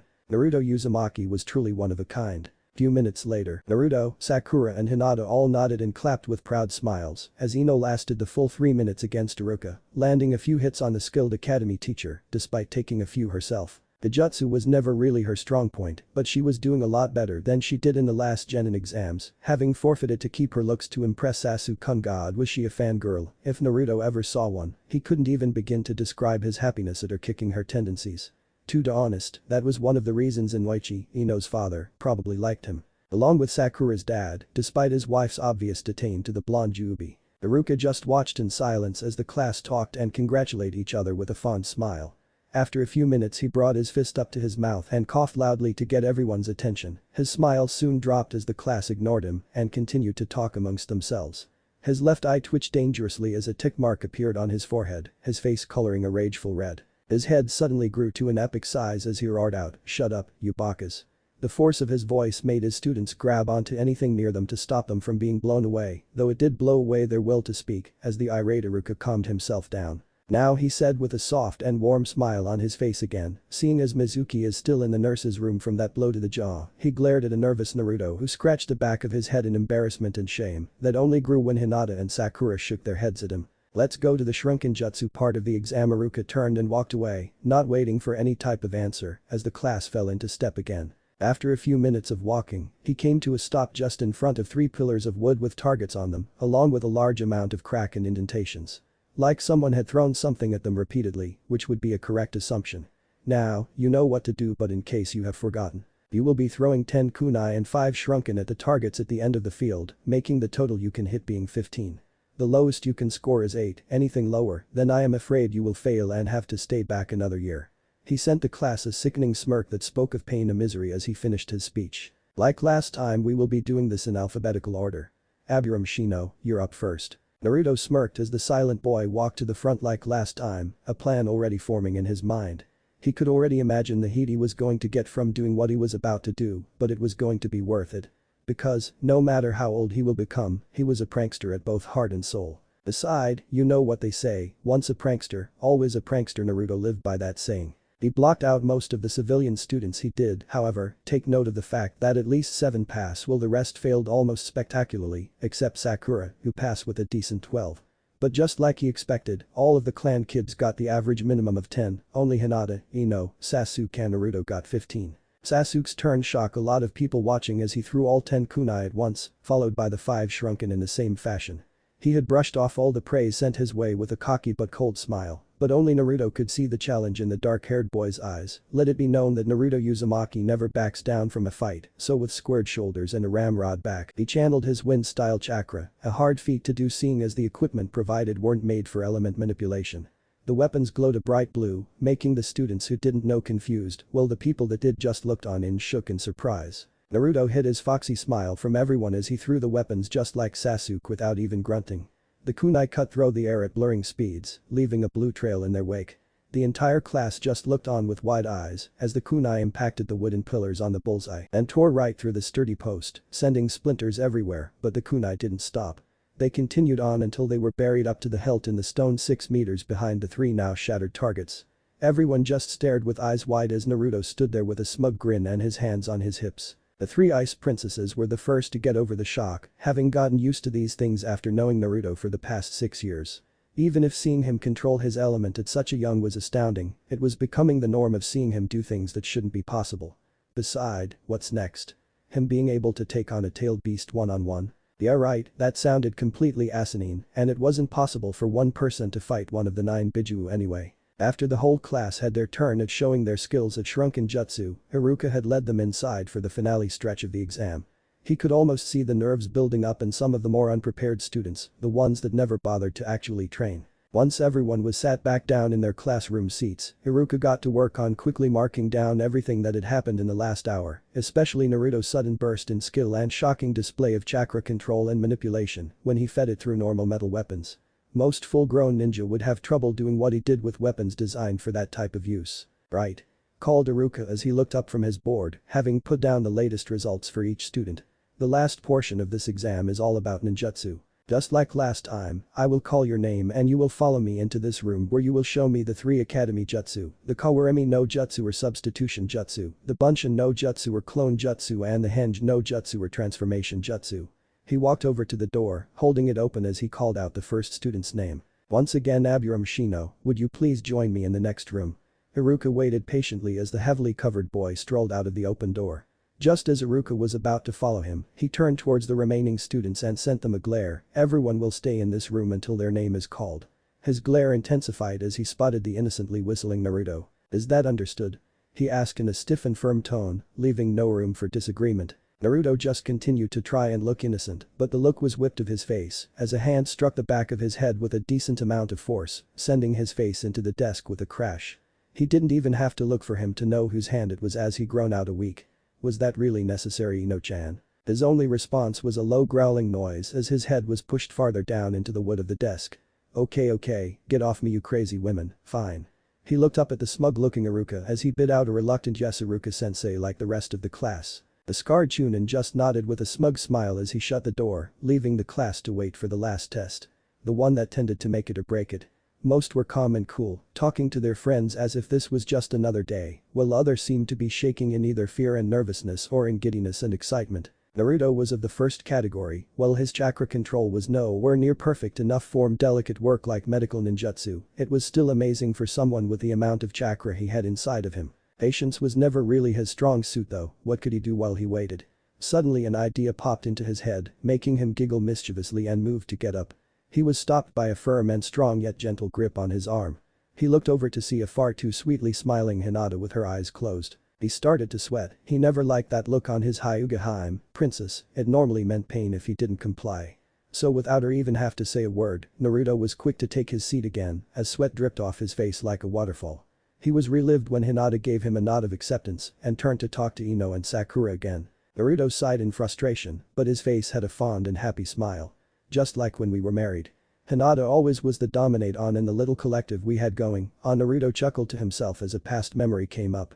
Even if she wasn't the oldest, she could tame most anyone with that smile of hers. He shivered remembrance, fearing the man times he had seen that smile. Hinata suddenly felt a smug pride enter her body, like she had thoroughly told off someone from doing something incredibly stupid. She just shrugged it off however, and continued to listen as Ino told her and Sakura about a recurring dream she had been having about a metal cord, a piece of glass and a rubber duck of all things. Naruto sighed in boredom as he sunk back into his seat and closed his eyes. What was he gonna do for the next untold amount of time? He was the great Naruto Uzumaki Naruto, and he would figure something out. 1 hour and 27 minutes later, a nap. A nap was what the great Naruto Uzumaki came up with, resting the eyes, slowing the brain or have some beauty sleep. Whatever you want to call it. Ino just watched with a small smile as the blonde Yubi snoozed in his seat, drool dripping down his chin to the hard wooden desk. After Hinata and Sakura had been called, the two had decided to go and train, their new forehead protectors displayed proudly on their neck and right thigh respectively, leaving the two blondes alone with a few others in the class. Though Naruto was fast asleep, leaving her alone with no one she liked to talk to. She sighed to herself as she looked at the object of her affections, his blonde and silver hair almost shining as the light hit it, her fingers twitched with want. Devilishly handsome when he is awake, flashing his foxy grin, unbelievingly cute when his is asleep, she sighed to herself again, eyes shining with adoration, as Naruto seemed to burrow farther into his crossed arms, where he had laid his head. Ino was awoken from her daydreaming, while Naruto jolted up from his actual dreaming, when the door slammed open with a loud bang, as a smiling Iruka walked in. "Naruto. You up next?" He called as he looked at the blonde and silver-haired boy, who hastily wiped the drool of his with a sheepish smile. Iruka just shook his head in exasperation, holding the door open as he motioned for Naruto to go through. Ino watched as Naruto stood up with a conflicted look in her eyes, she took a deep breath as she came to a decision. Before Naruto rushed off to Iruka, Ino pulled him to her with a strong tug. Naruto yelped out in shook, and before he knew it, a pair of soft lips were planted on his cheek. Naruto turned a lovely shade of red, a color Ino seemed to match. It wasn't a second later that Ino pulled away, whispering a small but happy good luck as she sat down, refusing to look at the stock-still Naruto. She turned her head to the side to look out the window with her arms crossed under her chest, painfully aware of the look she was getting from the remaining people in the class. Naruto walked away in a daze, his hand raised to his cheek. His fingers traced the pink lipstick mark on his cheek, the pink blending well with the scarlet of his face. He passed Iruka, absent-mindedly picking up on the barely suppressed laughter from the scared teacher.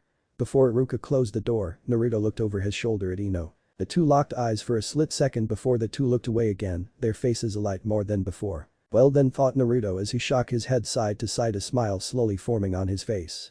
Ain't that something? Long ago memories flashed in his head, thinking on his past life before everything was taken from him. Ino did that before we got together last time as well. He brought a finger to his chin as he fell into step with Iruka, ignoring the teasing aimed his way by the Chunin. Wonder if this could mean the same in this time around. He chuckled at the thought. After having that kiss with Sakura, he knew the talk was coming soon.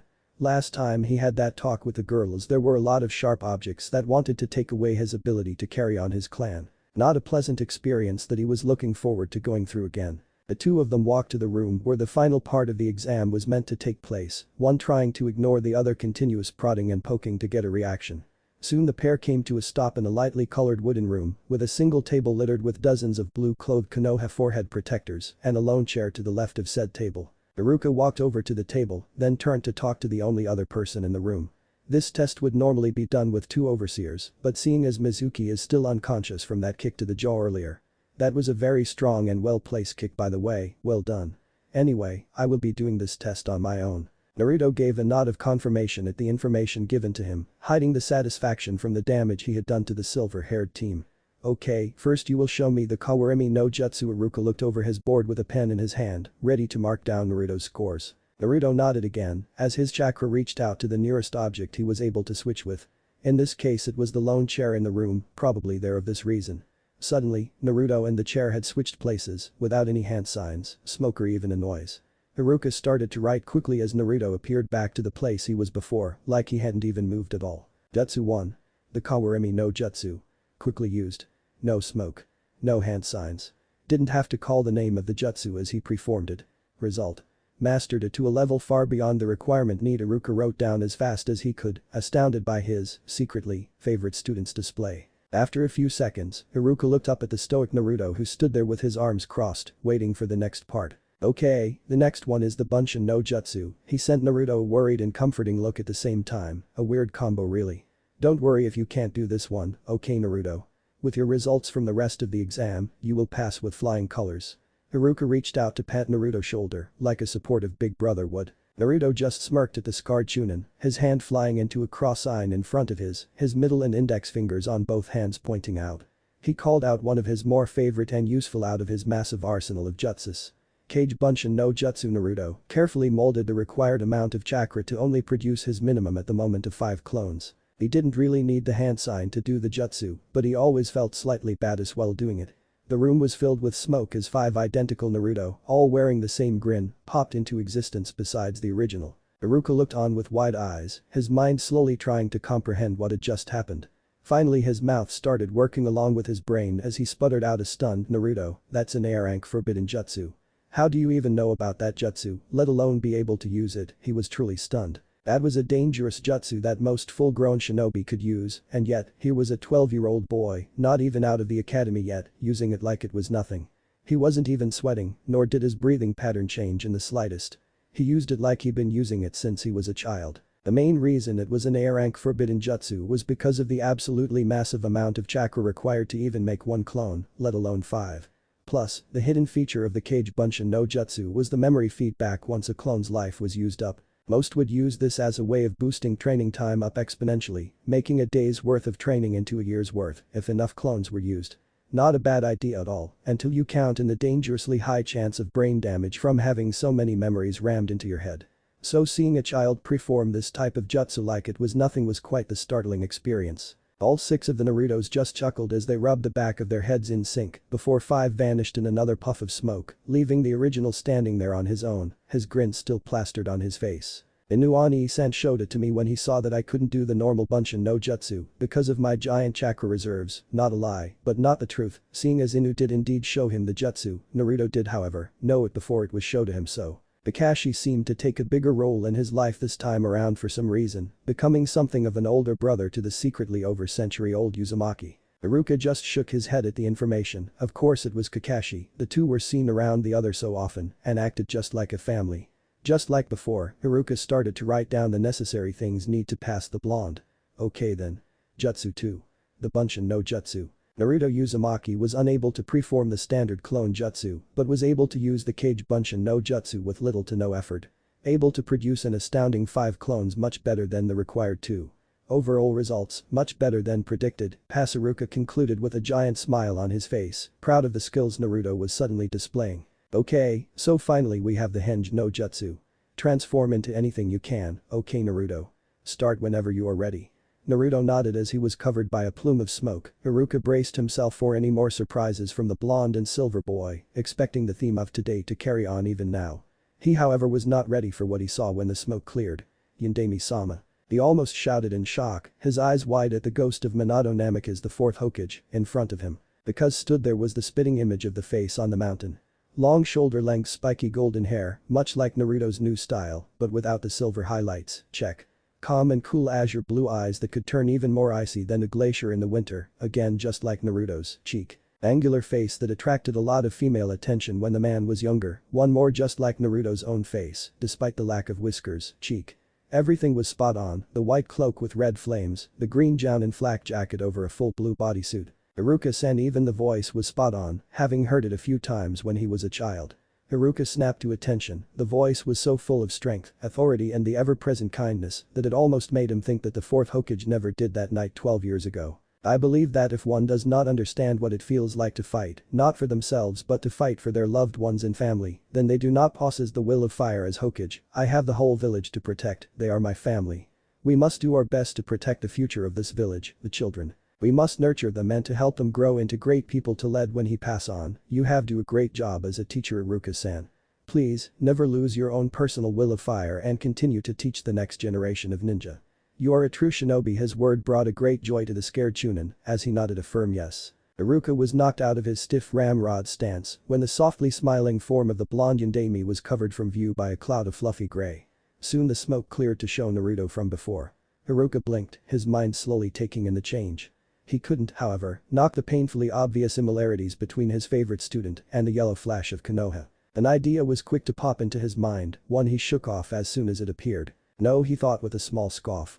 Naruto couldn't be related to the Yondaime, the 3rd Hokage would have told the entire village. If that was the case, he concluded with a firm nod, completely sure with his thoughts' outcome.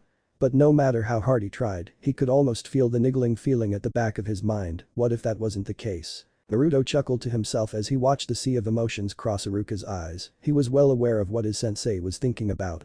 After a few minutes of silently watching, Naruto saw Iruka nod to himself slightly, seemingly coming to a conclusion. "So Iruka-sensei," he gave the Chunin a foxy grin, his eyes positively sparkling with mirth. "Do I pass?" he asked as innocently as he could, but the entire image was ruined by the grin still stuck on his face. Iruka coughed to himself as he reached out to the table next to him, his fingers wrapping around the cold metal of Naruto's achievement. He looked at the leaf insignia engraved into the metal with a fond smile. He turned to Naruto, his smile still on his face as he held the forehead protector close to his chest. "It gives me great joy to hand one of these out to a student that I have taught from the past few years." He looked down at the universal sign of a ninja's willingness to serve his or her village. "But with you, it feels different. It's like seeing you little brother finally overcome something and becoming a man." Iruka looked up at the stunned Naruto with a happy smile and watery eyes. He held out the protector to the blonde, who grabbed it with robotic movement and shaky fingers. "It is my greatest pleasure to present to you, Uzumaki Naruto, the Konohagakure Hit I-8. You are a full-fledged shinobi now. Protect our village and its people with your life." He brought the newly minted, again, ninja into a brotherly hug as he whispered into his ear. "I'm proud of you, Naruto. If you ask Kakashi, he probably will be too." Iruka pulled back and patted the blonde and silver-haired boy on the shoulder, a warm smile clear for anyone to see. Naruto raised the Hit I-8 to his forehead, his sliver-tinted gold bags being pushed away from his face. He tied the cloth together behind his head, taking great joy in the familiar feeling. The light reflected off of the cool and untouched metal as Naruto wiped the tears from Iruka's speech away. He sent the Chunin a nod of both respect and gratitude, one which the teacher sent back happily. "Now," thought Naruto as he walked out of the room, a small scheming grin making its way across his face. "Time to set my plans into motion." He brought a finger to his chin in a mock thinking pose, his eyes dancing with excitement. "I hear Kirigakure is nice this time of year, I wonder how Mei-chan is nowadays." Chapter 3. Naruto raised the Hit I-8 to his forehead, his sliver-tinted gold bags being pushed away from his face. He tied the cloth together behind his head, taking great joy in the familiar feeling. The light reflected off of the cool and untouched metal as Naruto wiped the tears from Iruka's speech away. He sent the Chunin a nod of both respect and gratitude, one which the teacher sent back happily. "Now," thought Naruto as he walked out of the room, a small scheming grin making its way across his face. "Time to set my plans into motion." He brought a finger to his chin in a mock thinking pose, his eyes dancing with excitement. "I hear Kirigakure is nice this time of year, I wonder how Mei-chan is nowadays." On the outskirts of Kirigakure thought Naruto as he hopped from tree branch to tree branch, not really paying attention, but still acutely aware of his surrounding. The bloody mist, he continued to himself, closing his eyes, letting his instincts take over as he moved through the forest to his destination at a speed most would find hard to track, let alone keep up with. Boy, did he hate that name, along with a lot of the ninja in the village.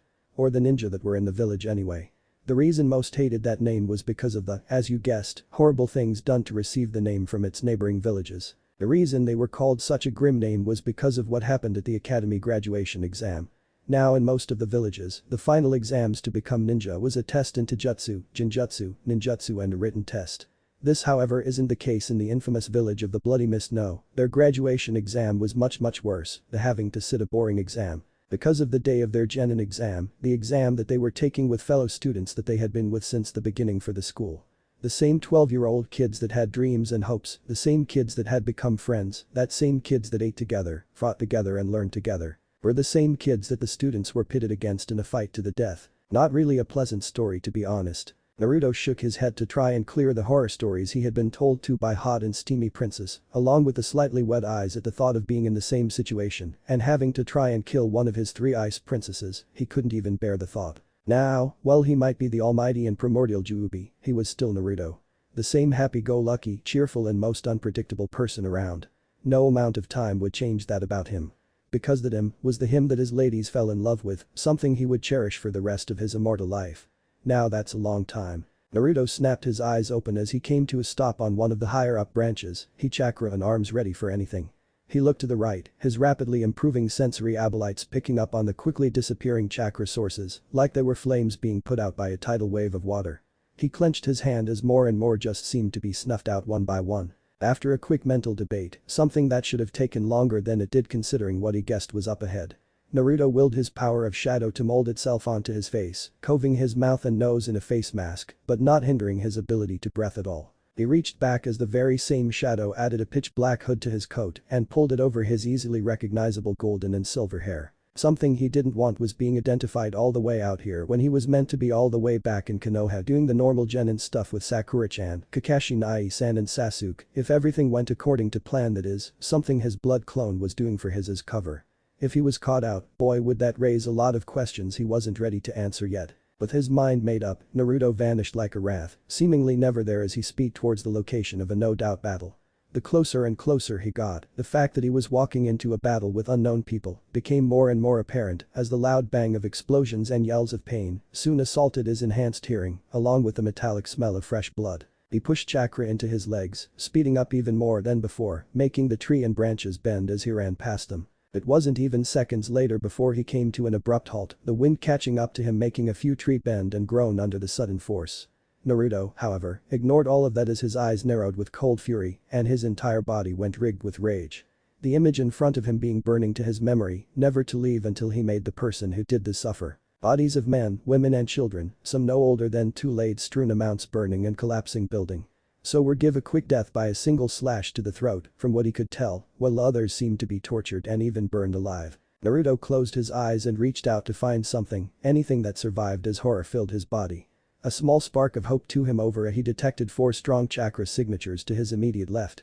He was just about to run over before a sick and manic laugh cackled along with the bonfire of a community, making uncertainty and uneasy boil inside him, along with anger. Naruto shrouded himself in his shadow-style chakra nature as he sunk back into the shadows around him, making him completely invisible to the human eye, even the Sharingan and Byakugan, though it did little to cover smell. Naruto jumped as it were, from tree shadow to tree shadow, finding them in abundance because of the great roaring fire, not too far from where he was stood. He made his way to the source of the laughter and saw, like his sensing ability suggested, 4 people. All 4 of them were male, from what Naruto could tell for fairly similar height. All wore the same gray body armor, brown hooded clothing, fingerless, elbow-length black gloves, and open-toed shinobi-issue boots.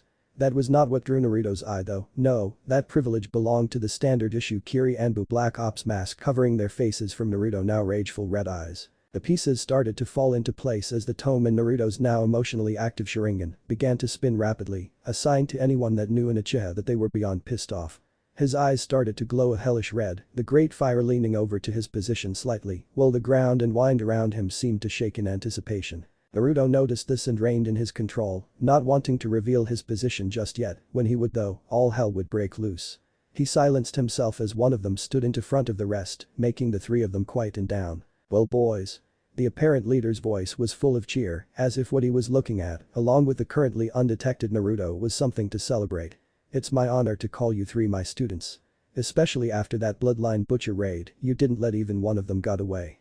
Though it was fun to see them try and run with their tails between their legs like the dogs they are." He chuckled darkly as the 3 before him broke out into laughter. "So the bloodline war is still on, is it?" questioned Naruto as he tried his hardest not to just jump out and kill the 4 sick bastards then and 3. "I wonder what clan the almighty Mizukage decided would be put to the sword now." He practically spat out the words Mizukage like it was poison. He knew damn well what the leaders of this village were like, none of them honorable. Only the goddess Mizukage was really worthy of the title with what she did in her reign and the prosperity she brought onto her village, thought Naruto with a soft look in his eyes, even if his face was still stone-like as he listened to the 4 celebrate. Man one whined as he sulked off to the side, drawing not only his team's attention, but also Naruto's deadly gaze. "Why did Mizukage-sama send us out to deal with these lot?" he complained as he looked at his leader. "All this clan did was use their bloodline to fertilize the soil. They didn't even put up a fight. When are we gonna fight someone again? It's been ages since I've seen anything from those pathetic rebels." He moaned childishly as his team chuckled at him, not realizing what he had just unleashed on himself and him team. Naruto grasped the hilt of Ninjutsu in a grip so strong his hand started to bloody the blade before it was even being used. His mouth twisted into a silent snarl, his elongated fangs bared like a feral animal. They weren't even a threat, and yet they killed them like they were nothing like rabid dogs. The whispers on his face darkened and become more profound, his eyes glowed crimson like 2 embers of fire floating in the air as his pupil morphed into a wolf-like slit behind the group. What he didn't realize was that in his rage-clouded state, he had let a tiny fraction of his hidden godlike Yubi power slip through the normally steel grip, along with a low growl, something the captain was barely able to hear. The team froze, their laughter dying in their throats as a dark feeling in the air seemed to crush them. They all tried to ignore the sweat dripping down their faces and cover their nervous shaking from each other. The leader couched into his hand, trying to gather himself along with getting the attention of his team. Form up boys, we're gonna be moving to Kiri double time. I'm sure Mizuki-sama will generously reward us for this performance. He shuddered as the feeling grew more oppressive when he said performance. It took all of his years in the Anbu not to break and show his fear in front of his subordinates. The three, however, weren't so compassed as their fearless leader seemed to be. What the hell is this feeling? Questioned one of them as he fingered his weapon pouch, his voice dripping with fear as he looked around in the terror his comrades were trying to keep hidden. I don't know, as the one to his left, his voice as emotionless as an Anbu Black Ops member should be, not showing the terror gripping his heart in a deadly hold. But whatever it is, it's dangerous and very angry from what I can tell, he stated, getting a scoff from the last team member. The last one shook his head in disbelief, completely dumbfounded by his teammates' cowardice. You two are pathetic, he scoffed as he crossed his arms. Scared by something that doesn't have the balls to come out and fight us, he let out a sick laugh at his own joke, the same Naruto heard from before. The hidden primordial let out his own dark chuckle, his voice projected from all different directions. He slowly took Ninjutsu from its sheath, the rasp of the blade being drawn, making the four Anbu draw their own weapons of choice and form a standard ambush defense formation. The nearby shadows started to twitch and spasm as a voice spoke up from the dark surrounding the back-to-back Anbu. TCH, TCH, TCH. Silly little Anbu, Naruto mocked, his voice sending a shiver up the whole team's spines, making some of them grip their weapons tighter, while all of them tried to swallow the lump in their throats. They all noticed the shadows seemed to move and converge onto one point. Once they all impacted, the very dark seemed to twist and rip as it shaped into a shrouded figure as tall as the most of them. The shadows seemed to wrap around the creature before them, as if they were waiting for his command. The only thing not covered in the dark of the night was the glowing red and black eyes, as they glared with false amusement at the four shaking Anbu members, along with a black and red katana that he held in his right hand lazily. The team were broken out of their horror-filled daze as the figure spoke again, the voice distorted, as if two people were trying to talk at once. At least your team fear me, little Anbu. You should have left after you sacked the family like a bunch of mindless brutes. He paused as the one that spoke up before formed the standard ram hand seal and flared his chakra with a shout of Kai. Then did it again and again and again, getting more and more desperate with each try. Naruto snorted, then he chuckled before he broke out into a cold and mocking laugh, scaring the four into silence. Silly little Anbu, Naruto mocked as he whipped a fake tear from his face, taking great pleasure in the feeling of terror from each of them, a small little piece of revenge for the clan, they're butchered like a bunch of animals. This is no Ninjutsu. Naruto locked his crimson glare onto their masks' eye slits, as if looking right into their souls. This is reality, this is real, he declared in a strong voice as his appointed whip of shadow rose from the ground and started to move around him, slowly sawing back and forth. Here he called out in a fake cheerful tone to the four as they tensed at the sight of the strange jutsu, their kunai and swords at the ready. Let me prove it to you. Without even a twitch or movement from its creator, the limb of shadow shot forward towards the group of four with startling speed. Three jumped back away, trying to get space between them and the target as well as avoiding the strange attack. One, however, wasn't so lucky as he stood rooted to the spot, fear keeping him plant in place as the black spear aimed at him. The black and ashy ground got a new coat of red as the Anbu member was lifted into the air like he was nothing. The cloaked shinobi let loose a blood-curdling scream as he stared down at the cause of his pain. He withered in agony as his body was swallowed by darkness, his cries of pain and fear were suddenly cut off as he slumped, all life leaving his body. The remaining three looked on in horror as their teammate's body was flicked to the side like yesterday's trash. A trail left behind from the gaping hole where his stomach should be, his body landing with a thud on the ground not to the left, not that far away. Damn, muttered the captain as he looked at his fallen subordinate. He got Tanuki Badger, he didn't have time to mourn now, he could do that later at the base when he and the others took out this freak. Even if that chance was little to none. Naruto scoffed in disappointment while looking at the corpse, barely taking notice of his whip of shadow returned to his side. This was classified as Anbu in your village. The top shinobi. Ha. What a joke. He taunted, hoping to get a reaction from at least one of the three. He almost laughed when the cocky one from before gave him just what he wanted. Bastard. He yelled as he raised his sword above his head and rushed forward, the brutal death of his teammate and the insult to his home, clouding his better judgment and blocking the voice of his captain. Naruto shook his head as his shadow rushed to his defense from the danger-blind Anbu. The ninja tried for an overhead slash at the shadow and to his surprise, continued to go through as if nothing was ever there. The red-tipped spear shot around his neck and tightened to an increasable degree. The trapped shinobi dropped his sword as his hands grabbed at the thing coiled around his windpipe and tried desperately to get it off to allow him room to breathe. He felt his feet leave the earth as the shadow held him in the air like he was a newborn and pull him to the demon attacking his squad. He clawed at the shadow as he dangled face to face with the shadow-shrouded creature, his eyes looking straight into the hypnotically spinning crimson and black eyes of his soon-to-be killer. His eyes widened behind his mask as pale blue lightning sparked to life in the monster's left hand. Despite the new source of light, his form stayed covered by wisps of dark he seemed to control. The being slowly brought his hand up as curled his thumb and leaving his four fingers outstretched in a stabbing position. Then all he knew was pain as Naruto's lightning-covered hand cut through his chest like a knife clean through and through. He looked into the eyes of his and his teammate's killer and managed to gargle out a weak Sharingan. In warning to his captain and comrade in one last attempt at defiance as he, like his comrade, slumped in the grasp of the shadow before he was tossed aside, a hole where his heart should be. "Damn it," muttered the white cloak Anbu as he looked towards his last remaining teammate, who stayed silent throughout the whole ordeal, though with his trained and experienced eyes, he could see the young man was shaking.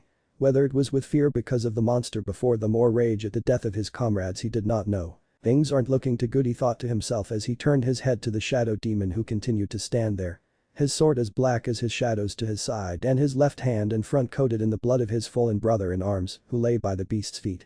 "I need to buy time for Rain, Lion, to alert HQ and Mizukage-sama about this guy." He looked to his left and signaled to the last Anbu member his plan with a series of Kiri hand signs. He received almost missed nod in confirmation of his orders as he focused all his attraction on the still motionless figure and his still moving shadow whip. "So, he got the famed Sharingan, eh? Must be an Uchiha, but I thought only Itachi Uchiha only left one person alive after he killed his clan." He knew his unspoken question would only continue to go unanswered, but he allowed himself this one moment before he rushed forward to meet his no doubt end. He steadied his breathing and steeled his will while gripping his standard issue Anbu Ninjutsu a little bit tighter. "Who are you?" he asked tentatively, his sword held in a steady grip as he pointed the tip at his foe. Naruto tilted his head to the side as he let his shadows disperse in a show of black wisps of energy, showing his black and silver attire, hooded and mask face, along with a gold and silver bag that fell down the right side of his face. He brought Zenjutsu up to his face and looked at it for a bit, ignoring the question. He knew they were stalling for time, but hey, what's life without a little fun? With twist of the wrist, he flipped the blade and caught the hilt in a reverse grip. "Me?" he asked, his voice losing its demonic tone as he brought his left hand up to chest level, the palm facing the right. He placed his feet shoulder length apart as he held his sword behind his back, the razor-sharp blade facing outward. "Well, I am just one of the many that want this world to change," he sent the now duo hidden behind the mask grin as his scarlet eyes spin faster than before. "But I am also one of the very small few who have the powers to make that happen," he declared as he kicked forward, sending dirt and dust everywhere behind him. He closed the distance in nothing more than a second. To the Anbu members, he seemingly disappeared before reappearing right in front of the captain, his sword already poised to slash.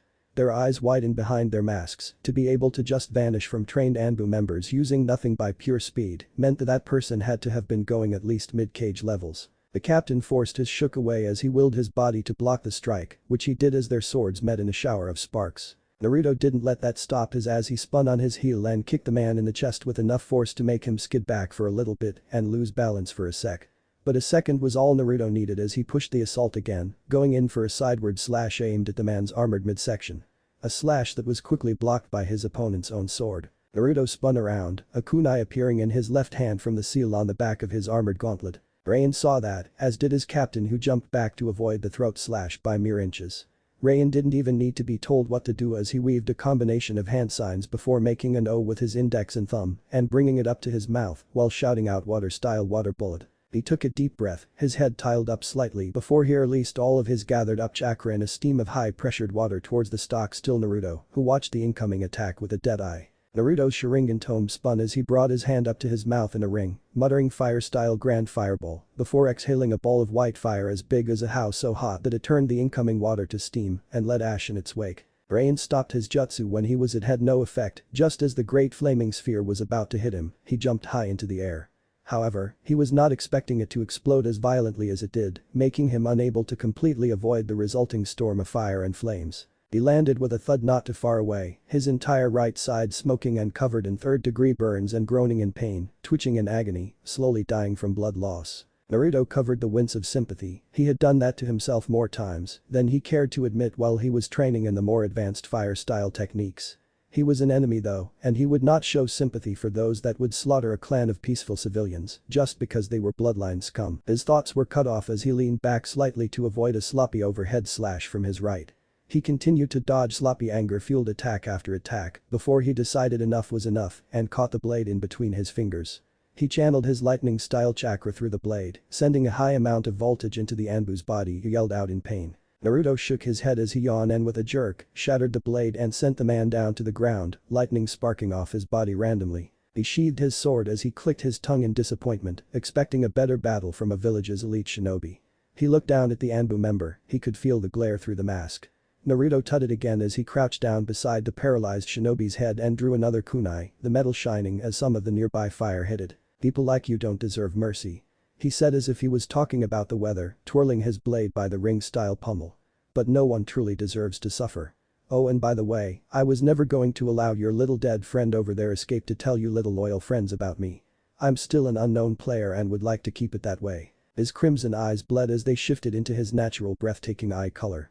The last thing the wounded shinobi saw was the startling blue before his world went black, kicking himself for not listening to his gut when he felt that today was gonna be a bad day. Naruto sighed as he cleaned his kunai of blood on the grass before it disappeared in a puff of smoke, signaling him sealing it back into his pocket dimension. He stood up and coughed, turning his head to the left, his eyes lazily looking into the seemingly empty tree line. Might as well come out now, rebels. To anyone else, they would thought that disguised Yubi was insane. Until they saw the 5 people walk out into the clearing. 4 male and 1 female. The female almost made lock up as he had to force down the impulse to rush up and bring her into his arms. Run his hands through her long red knee-length hair, kiss her pink lustrous lips, and take her out of her blue battle dress just the way she liked. Though he did allow him the moment to remember her name and blissful peace, as the memories threatened to overtake him and break character. Mayhem, what if Naruto is blessed by a primordial goddess? Thanks for watching my video till the end. If you enjoy this content, then do consider subscribing to my channel, and leave a like if you guys need the next part, comment down, and thanks for watching the video and see you guys in the next video.